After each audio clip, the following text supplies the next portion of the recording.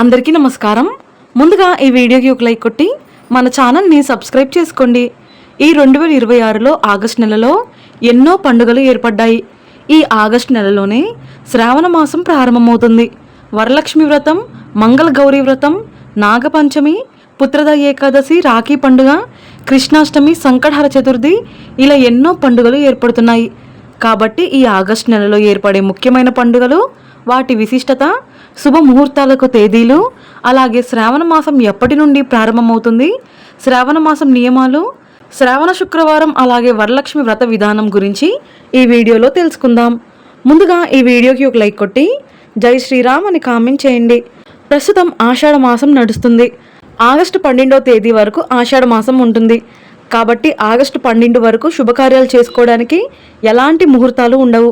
కానీ ఆగస్టు 13వ తేదీ నుండి శ్రావణ మాసం ప్రారంభమై సెప్టెంబర్ 11 వరకు శ్రావణ మాసం ఉంటుంది. శ్రావణ మాసం నెల రోజులు శుభ ముహూర్తాలకు అద్భుతమైన గడియలు ఉంటాయి. కాబట్టి గృహ ప్రవేశాలు చేయాలన్నా, అద్దె ఇల్లు మారాలన్నా, నామకరణ వేడుకలు లేదా వివాహాలకు మంచి శుభముహూర్తాలు ఉన్నాయి. అయితే ఈ నెల ఆగస్టు 16, 20, 21, 26, 27, 28, 30 ఈ తేదీల్లో గృహప్రవేశ ముహూర్తాలు, సీమంతాలు, నిశ్చితార్థపు వేడుకలు, వివాహాలకు మంచి శుభముహూర్తం ఉన్నాయి. కాబట్టి ఈ తేదీల్లో ఎలాంటి శుభకార్యాలైనా చేసుకోవచ్చు. ఇక ఈ నెలలో వచ్చే పండుగలు, వాటి విశేషాల గురించి తెలుసుకుందాం. ఈ నెల ఆగస్టు 2వ తేదీన సంకటహర చతుర్థి ఏర్పడింది. ప్రతి నెలకు ఒకసారి ఈ సంకటహర చతుర్థి వస్తుంది. సప్త శనివారాల వ్రతానికి ఎంత మహిమ ఉంటుందో ఈ సంకటహర చతుర్థికి కూడా అంతే శక్తి ఉంటుంది. ఏదైనా మనసులో కోరుకొని ఈ వ్రతాన్ని ఆచరిస్తే మీ కోరిక వెంటనే నెరవేరుతుంది. అలాగే మీ కష్టాలన్నీ త్వరగా తీరిపోతాయి. ఇక ఆగస్టు 9వ తేదీన ఆదివారం నాడు కామికా ఏకాదశి వచ్చింది. కామికా ఏకాదశి అంటే కోరిన కోరికలు నెరవేర్చే ఏకాదశి. ఈ కామికా ఏకాదశి రోజున విష్ణుమూర్తిని పూజిస్తే కాశీలో గంగా స్నానం చేసినంత పుణ్య ఫలితం లభిస్తుందట. ఇక ఆగస్టు 12 చుక్కల అమావాస్య వచ్చింది. అయితే ఈ చుక్కల అమావాస్యకు చాలా విశిష్టత ఉంటుంది. ఈ అమావాస్య రోజున సుమంగళి స్త్రీలు పసుపుతో గౌరీదేవిని తయారు చేసి అమ్మవారి ముందు 100 చుక్కలతో ముగ్గు వేసి పూజ చేస్తే ఆడవారికి దీర్ఘ సుమంగళి యోగం కలుగుతుంది. ఇక ఆగస్టు 17వ తేదీన సోమవారం నాడు నాగపంచమి వచ్చింది. అయితే శివునికి ప్రీతికరమైన శ్రావణ సోమవారం నాడు నాగపంచమి రావడం చాలా విశేషం. కాబట్టి ఈ రోజున శివుడిని, నాగదేవతలను, అలాగే సుబ్రహ్మణ్య స్వామిని పూజిస్తే చాలా మంచిది. ఇక ఈ నాగపంచమి రోజున మీ దగ్గరలో ఉన్న పుట్ట దగ్గరకు వెళ్ళి నాగపుట్టలో పాలు పోసి చలిమిడి నైవేద్యంగా పెట్టి ప్రదక్షిణాలు చేస్తే చాలా మంచిది. అలాగే ఆగస్టు 28 శుక్రవారం నాడు రాఖీ పౌర్ణమి వచ్చింది. ఈ రోజున రాఖీ పండుగను జరుపుకుంటారు. ఈ రాఖీ పండుగ రోజున ఉదయం 10 గంటల్లోపు భద్రకాలం లేకుండా మీ సోదరులకు రాఖీ కట్టుకోవచ్చు.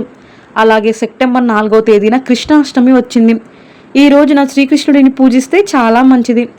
ఇక ఆగస్టు 13 గురువారం నుండి శ్రావణ మాసం ప్రారంభమవుతుంది. అయితే ఈ శ్రావణ మాసం వచ్చేలోపు ఇల్లంతా శుభ్రం చేసుకోండి. అలాగే ఈ శ్రావణ మాసం వచ్చేలోపు ఒక చిన్న దక్షిణావృత శంఖం తెచ్చుకొని మీ పూజ గదిలో పెట్టుకోండి. శంఖం ఉన్న చోట దరిద్రం ఉండదు.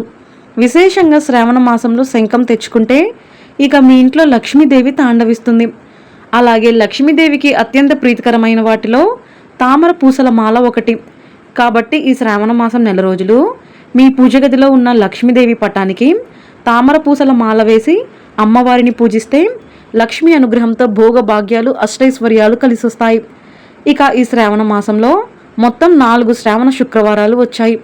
మొదటి శ్రావణ శుక్రవారం ఆగస్టు 14, రెండవ శ్రావణ శుక్రవారం ఆగస్టు 21, మూడవ శ్రావణ శుక్రవారం ఆగస్టు 28 మరియు చివరి శ్రావణ శుక్రవారం సెప్టెంబర్ 4 ఈ తేదీలో శ్రావణ శుక్రవారాలు వచ్చాయి. అయితే పౌర్ణమికి ముందు వచ్చే శుక్రవారం నాడు వరలక్ష్మి వ్రతాన్ని చేసుకోవాలి. అంటే 2వ శుక్రవారం నాడు ఆగస్టు 21వ తేదీన శ్రావణ శుక్రవారం వచ్చింది. ఈ శ్రావణ శుక్రవారాల్లో తామర పూలతో లేదా గులాబీ పూలతో లక్ష్మీదేవిని పూజిస్తే మీ ఇంట్లో శాశ్వతంగా లక్ష్మీదేవి కొలువై ఉంటుంది. ఇక ఈ శ్రావణ మాసంలో తప్పకుండా తులసి కోటను పూజించాలి. తులసి కోటలో లక్ష్మీనారాయణులు నివసిస్తారు. కాబట్టి ఈ శ్రావణ మాసంలో తులసిని పూజించేవారు తులసి కోటలో దీపం వెలిగించి విష్ణు సహస్రనామం చదివితే లక్ష్మీనారాయణులు ఎంతో సంతోషించి కోరిన వరాలను వెంటనే ప్రసాదిస్తారట. అయితే విష్ణు సహస్రనామం చదవలేని వారు కనీసం ఓం నమో భగవతే వాసుదేవాయ అనే మంత్రాన్ని జపించినా రెట్టింపు పుణ్య ఫలితం లభిస్తుంది. ఇక ఈ శ్రావణ మాసంలో చేసే దీపారాధన కూడా చాలా విశేషంగా చేయాలి. లక్ష్మీదేవి కటాక్షాన్ని కోరుకునేవారు ఈ శ్రావణ మాసంలో ఆవు నెయ్యితో దీపారాధన చేయండి. అలాగే దీపం నూనెలో చిటికెడు పచ్చకర్పూరం పొడి వేస్తే మీ ఇంటి ధనాకర్షణ బాగా పెరుగుతుంది. ఇక ఈ శ్రావణ మాసంలో మీ ఇంటికి ఎవరైనా ముత్తైదువులు వస్తే ఇంటికి వచ్చిన స్త్రీలకు కుంకుమ బొట్టు పెట్టి తాంబూలమిచ్చి పంపించండి. లక్ష్మీ ఆశీర్వాదం మీ ఇంటిపై ఎల్లవెల్లలా ఉంటుంది. అలాగే ఈ శ్రావణ మాసంలో వచ్చే ప్రతి శుక్రవారం లేదా ప్రతి గురువారం గోమాతకు ఆహారంగా నానబెట్టిన శనగలు, బెల్లం తినిపిస్తే ముక్కోటి దేవతల ఆశీర్వాదం లభిస్తుంది. పితృదోషాలు కూడా తొలగిపోతాయి. శ్రావణ మాసంలో వచ్చే మంగళవారాలకు కూడా చాలా విశిష్టత ఉంటుంది. శ్రావణ మంగళవారాల్లో గౌరీదేవిని పూజిస్తే దీర్ఘ సుమంగళి యోగం కలుగుతుంది. ముఖ్యంగా కొత్తగా పెళ్ళైన ఆడపిల్లలు ఖచ్చితంగా మంగళ గౌరీ వ్రతాన్ని చేసుకోవాలి. అలాగే ఈ శ్రావణ మాసంలో వచ్చే ప్రతి సోమవారం శివాలయానికి వెళ్ళి శివలింగానికి అభిషేకం చేస్తే శివానుగ్రహం వెంటనే లభిస్తుంది. ఈ శ్రావణ మాసం పరమశివుడికి అత్యంత ప్రీతికరమైన మాసం కాబట్టి ఈ నెలలో శివాలయాలను దర్శించి జలాభిషేకం చేయడం, బిల్వ పత్రాలు సమర్పించడం ద్వారా జీవితంలో ఉన్న కష్టాలన్నీ వెంటనే తొలగిపోయి కోరిన కోరికలన్నీ త్వరగా నెరవేరుతాయట.